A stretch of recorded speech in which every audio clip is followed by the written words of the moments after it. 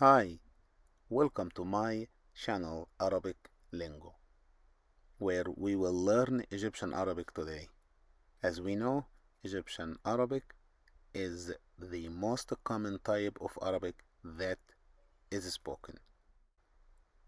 Today we are going to talk about how are you or عامل إيه.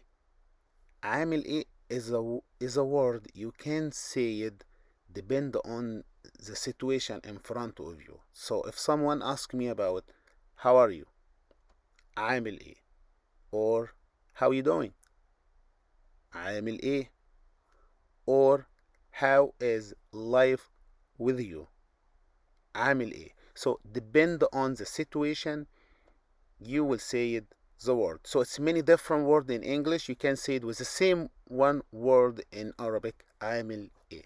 So how we pronounce عامل إيه as Egyptian Arabic. عامل إيه, عامل إيه, عامل إيه. I hope this video teach you something for how to pronounce Egyptian Arabic. Thanks for watching. If you like what you saw, hit that like button and be sure to subscribe so you can get all the new videos. Please share this video with anyone wanting to learn Egyptian Arabic. Thank you.